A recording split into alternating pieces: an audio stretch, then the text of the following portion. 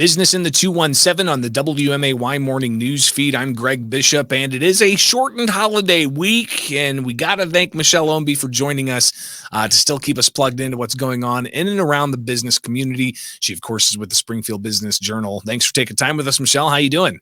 Good morning. Doing well, Greg. Good to hear. And with Thanksgiving just around the corner, obviously we want to thank you for all the work the Springfield Business Journal does to keep us informed as to what's going on in and around the Springfield business community, because you come every week with details that people need to know about. So we're definitely thankful for that. But let's start with a story that's kind of a rough story to tackle.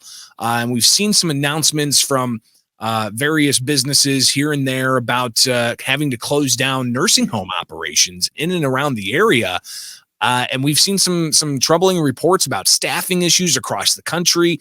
What's happening with long-term care facilities? Right. We actually have an article in this week's Illinois Times kind of looking at more of those systemic issues that you mentioned.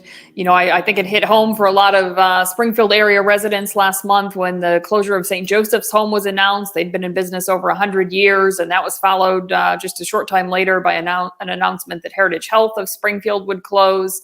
But unfortunately, this is probably just the tip of the iceberg. As you said, they both cited staffing issues as a reason for the closure, and we know there's been a lot of that due to the pandemic.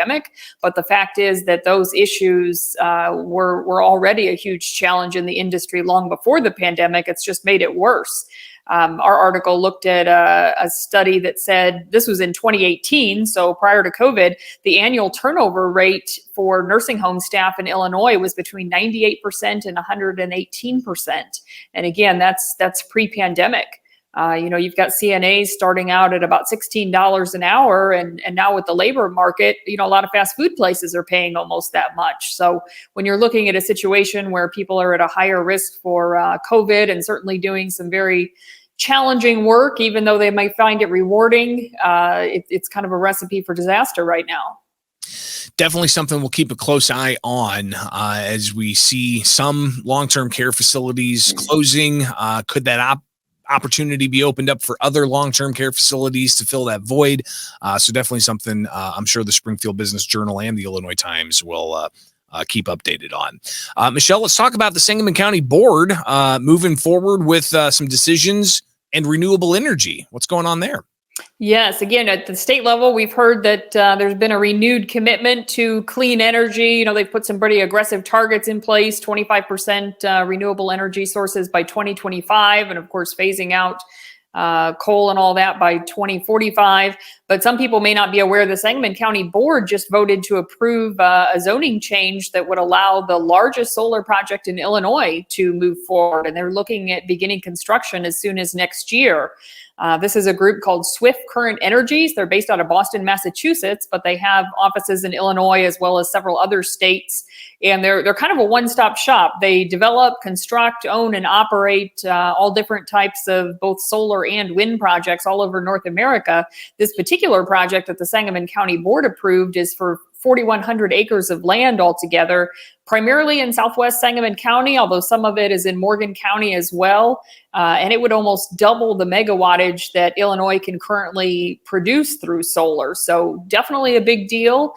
There were some opponents that spoke out against it. Their main concern seems to be taking prime farmland out of production. They're questioning whether there could be a better location for this particular project, but it did pass the county board by a 21-4 vote. So things appear to be moving forward. And that's just one energy project we're seeing in the area. We'll, of course, have to delve a bit deeper soon into what the latest is with Emberclear and that natural gas power plant that's been talked about for quite some time. So maybe we delve into that with a future Business in the 217 here on the WMAY morning news feed. We're talking with Michelle Ownbey, the publisher of the Springfield Business Journal. And looks like Jacksonville's getting a new American contemporary cuisine restaurant. Tell us what's going on with Proud Richards.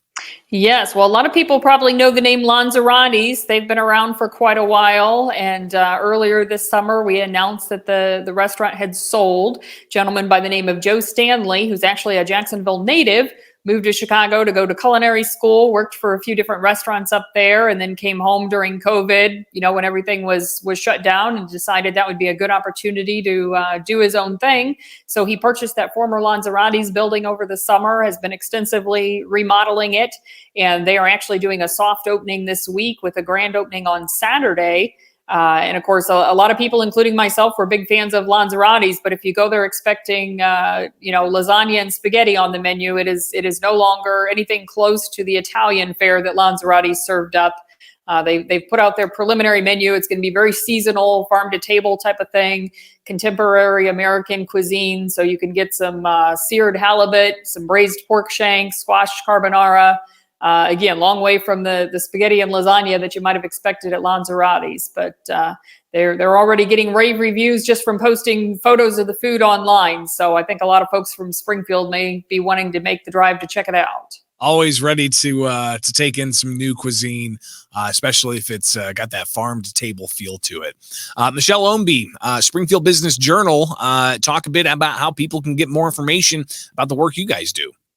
Well, you can get on springfieldbusinessjournal.com and sign up for Biz Bites. That's our weekly newsletter, free of charge, with a short roundup of what's happening in the business community each week. And of course, you can also sign up for the print edition. And for just $35 a year, you can make sure you get that delivered to your home or office. Fantastic. And again, thank you so much for all you do as we head into Thanksgiving.